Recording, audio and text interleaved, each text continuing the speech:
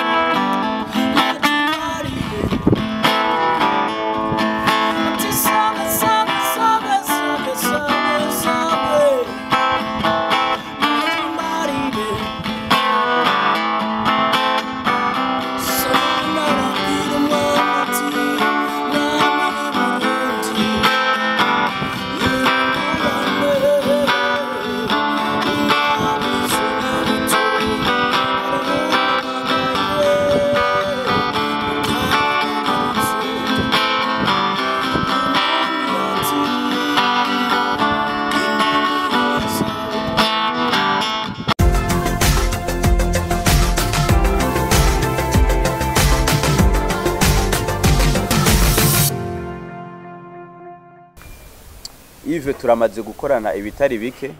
tukaba twifuza no gukorana cyane ubijanye n'umuziki wiwe imbere kabifite umugambi munini wo gukorana n'aba artistes surtout abaririmba tradi moderne n'abandi bakora ubuhinga butandukanye ujanye no guteza imbere la culture ujanye no guteza imbere l'art ego reka ndamuhe umwanya bandanye murakoze cyane imbere yuko mbandanya kubabwira kugira twinjire mu kiyago nyezina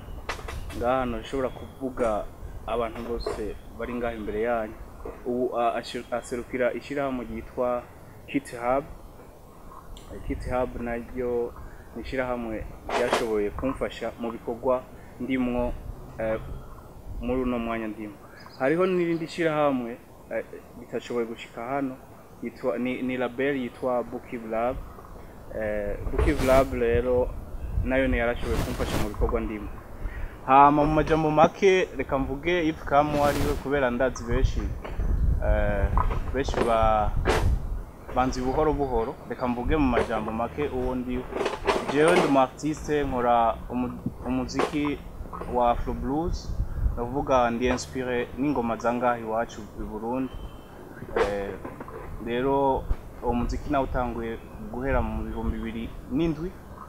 fise carrière guhera mu 2007 narakoze ibikorwa byinshi ndafise album zibiri imwe yitwa Samanda yindi yitwa Umwanya harimo indirimbo nyinshi zitandukanye narakoze n'izindi ndirimbo nashoboye gukorera amashira hamwe amaonje akorera ngaha mu Burundi ivyo nibikorwa maze gukorera ngaha mu Burundi ndamaze kurangura n'ama concert ndamaze kuja mu concert menshi ama concert amwe yiwanje n'ayandi mba natumiwe hano nyene mu Burundi sinibaza ko norinda kuyadondagura ariko no hanze ndamaze kuserukira Burundi muri Ethiopia muri Tanzania muri Uganda récemment naheruka muri South Africa nagoma ngusora akantu gatoyi wanyentroduce yavuze yuko mba muri South Africa oya siyomba ahubwo namaze igihe gitoyi cy'amezi 6 ndiko ndiga ibintu bijanye n'umuziki ndiko ndanarangura n'ibindi bikorwa nyene by'umuziki hama ubu naho hariho urugendo niteguriye rwo kuja muri Tanzania muri festival yitwa Sauti Mpya izobera Dar es Salaam inyuma yaho naho nzocanja muri Ghana kugira rero ndabamenyeshe bino bintu byaba byiza yuko kaba karyo ko gushimira abantu bashobora kudufasha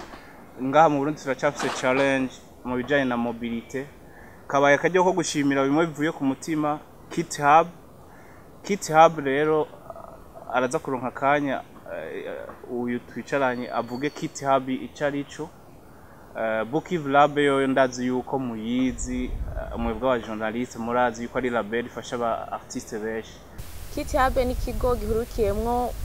cyane ugwaruka rufise impano zitandukanye ari no muri iyo ntumbero canke muri ubwo buryo twamenyanye na Kit Hub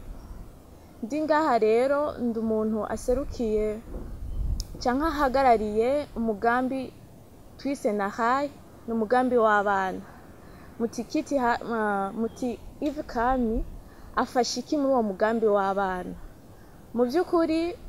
aha mu gihugu cyacu twasanze dufise abantu bafise impano zidasanzwe. Yves Kami rero twabonye afise impano muri ubu buryo bwiwe bwo kuvuza umuziki, ari naho adufasha kwankadira abo bana bo mwibarabara, n'abana baba bari mu ahantu menga bafise ivyiyumviro byinshi bivanye n'ibintu bibi bibashikira. Rero kugira ngo abo bana tubegeranye, turafatira ku byo bakunda kugira ngo tubegeranye, tubigishe, tubereke ko hariho ubundi buzima butandukanye no kuba hajya mwibarabara. Yves Kami rero ahora dufasha muri iyo encadrement y'abana. Murabona ko afise n'impano yo kwivugiriza yongera aririmba, abana ivyo bakabihurumbira, kandi afise na message nziza zikora ku mutima zituma abo bana bishoboka ko muri we ashobora guhindura. Rero ashobora guhinduka. Ntavuze amajambo menshi, niyo ntumbero yatumye twumva twomushigikira Yves Kami ko adufasha muri iyo encadrement y'abana nk'umuvolontaire, atakintu ariko arahembwa, ariko akumva afise igishika cy'uko batoyi biwe nabo hariya Uburundi buba bwiza duhereye hariya mu bana. Turamushimiye rero kandi turamushigikira, turamwifuriza gushika kure. Murakoze cyane. Intumbero ya mbere y'ikinyemesha makuru no gushikana kure umuririmbyi. Aha twafashanyije, twamufashije kugira tugire iyi conference de presse,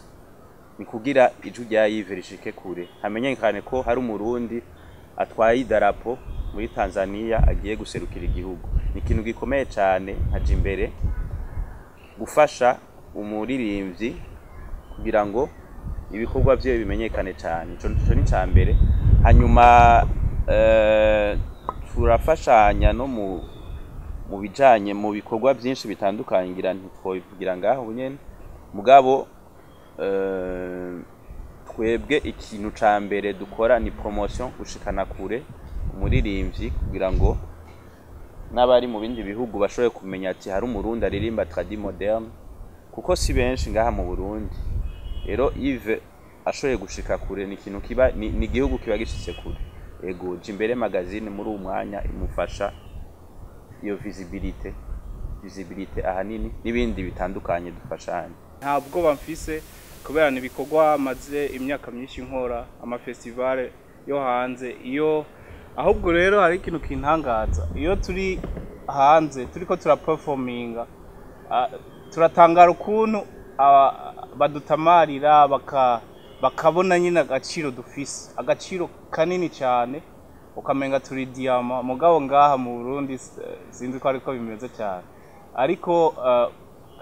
ngombye kukwishura ukuntu nditeguye neza yuko nzoduza ibendera ry'u Burundi, nka representa igihugu neza, nka siga trace Tanzania zoba ibaye inshuro ya 3 ngiye kuvugizamo. Urumva ndahamenyereye, turamenyeranye n'abartiste ba muri Ghana naho ni sawa, nzobikora neza. Ariko rero hari ikindi nagomba mvuge, nuko ubu indirimbo ziwanje ajya mu album navuze ariho ku ma platform yose digital. No basaba yuko muhamagarira abarundi bashobora gukoresha burya buryo bwo kugura indirimbo ziri en ligne, et surtout abarundi baba bari hanze mu diaspora tworyoherwa cyane badushigikiye, ibikorwa byacu biriko birashigikira. Murakoze.